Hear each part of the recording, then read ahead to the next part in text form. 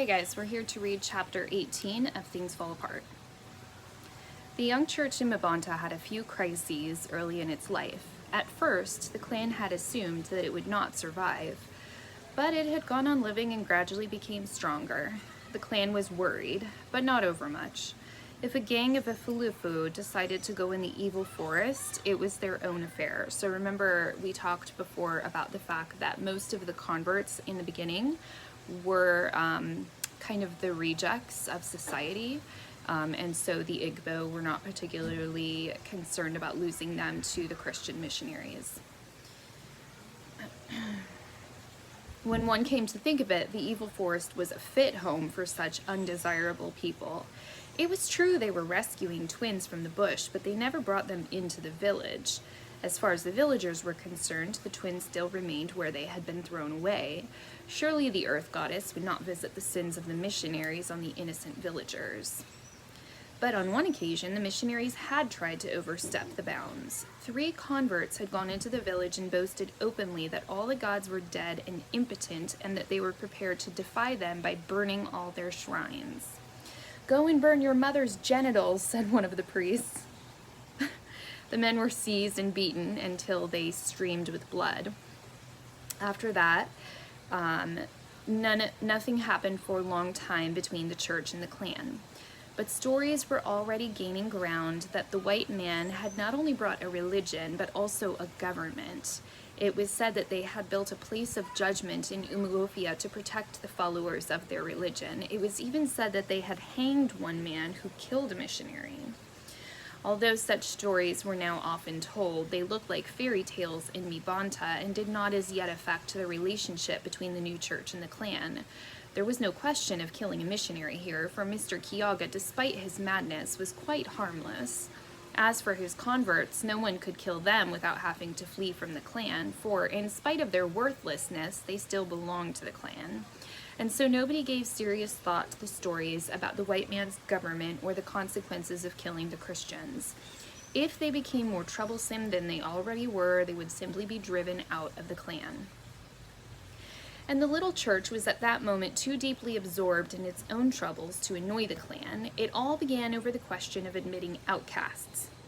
These outcasts, or Osu, seeing that the new religion welcomed twins and such abominations, thought that it was possible that they would also be received. And so one Sunday, 2 of them went into the church. There was an immediate stir, but so great was the work the new religion had done among the converts that they did not immediately leave the church when the outcasts came in. So these Christian converts are kind of lower members of the Igbo class. We talked about that, the Ifalufu. But beneath their class in the Igbo culture, they have what are called Osus, O-S-U, and they are like totally untouchable, like totally worthless, like people avoid them in the Igbo clan, and they're seeing this new religion that accepts everybody, that preaches that God loves everybody, and so they eventually decide that they're going to try to go into the church. And you can see some remnants of the Igbo traditions and beliefs in the other like the other members of the church, the missionaries, because their initial reaction is they like move away from the Osu, but we can see that they are in the process of transitioning into the new Christianity completely, because they don't entirely leave the church. So it's definitely a good illustration of how like the one culture, Christianity, is gradually overtaking the original Igbo beliefs and culture. Those who found themselves nearest to them merely moved to another seat. It was a miracle, but it only lasted until the end of the service. The whole church raised a protest and was about to drive these people out when Mr. Kiyaga stopped them and began to explain. "Before God," he said, "there is no slave or free. We are all children of God, and we must receive these our brothers." "You don't understand," said one of the converts. "What will the heathen say of us when they hear that we receive Osu into our midst? They will laugh." "Let them laugh. said Mr. Kiyaga. God will laugh at them on Judgment Day. Why do the nations rage and the peoples imagine a vain thing? He that sitteth in the heavens shall laugh. The Lord shall have them in derision. You don't understand, the convert maintained. You are our teacher, and you can teach us the things of the new faith. But this is a matter that we know. And he told them what an Osu was. He was a person dedicated to a god, a thing set apart, a taboo forever, and his children after him.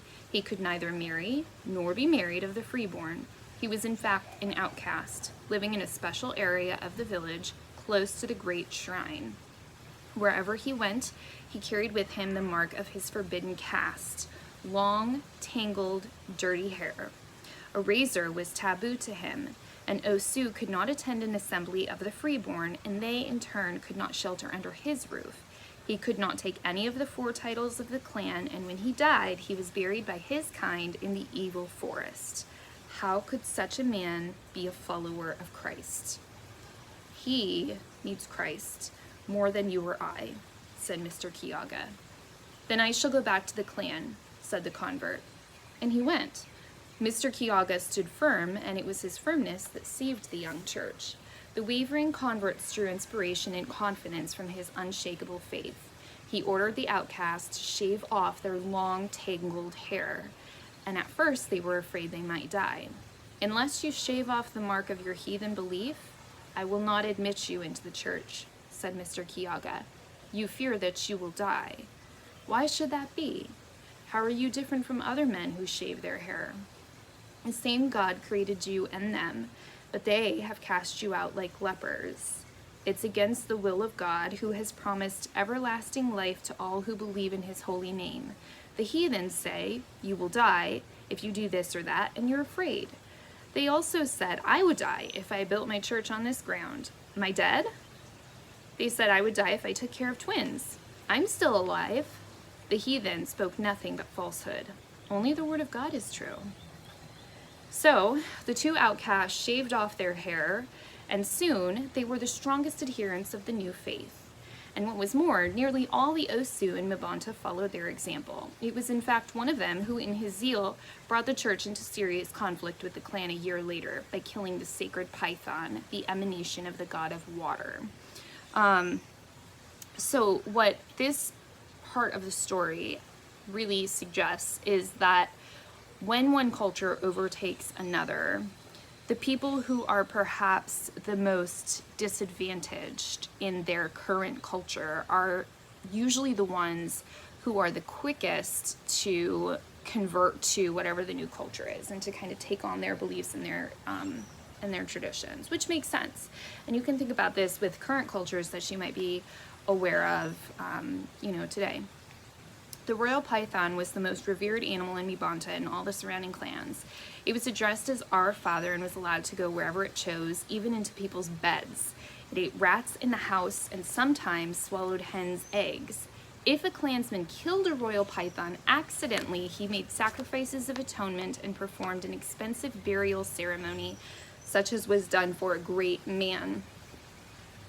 No punishment was prescribed for a man who killed the python knowingly, because nobody thought that such a thing could ever happen. Perhaps it never did happen. That was the way the clan at first looked at it. No one had actually seen the man do it. The story had arisen among the Christians themselves.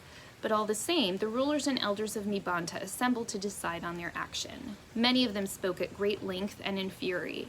The spirit of wars was upon them. Okonkwo, who had begun to play a part in the affairs of his motherland, said that until the abominable gang was chased out of the village with whips, there would be no peace.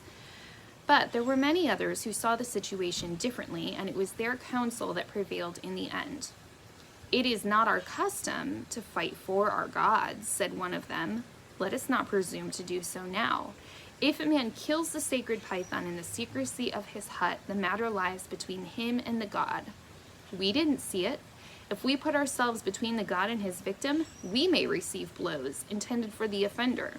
When a man blasphemies, what do we do? Do we go and stop his mouth? No, we put our fingers into our ears to stop his hearing. That is a wise action. Let us not reason like cowards, said Okonkwo. If a man comes into my hut and defecates on the floor, which means like goes to the bathroom on your floor, what do? Do I shut my eyes? No, I take a stick and beat his head. That's what a man does. These people are daily pouring filth over us, and Akeki says that we should pretend not to see. Okonkwo made a sound full of disgust. This was a womanly clan, he thought. Such a thing could never happen in his fatherland, Umuofia. Okonkwo has spoken the truth, said another man. We should do something. But let us ostracize these men. We would then not be held accountable for their abominations.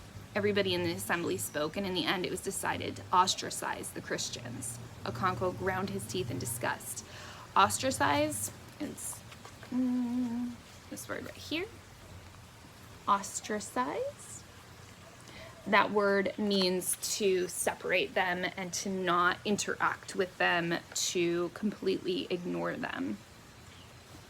That night, a bellman went through the length and breadth of Mabanta, proclaiming that the adherents of the new faith were thenceforth excluded from the life and privileges of the clan. So basically, the clan is exiling all of the missionaries. They are to have nothing to do with the Igbo life anymore.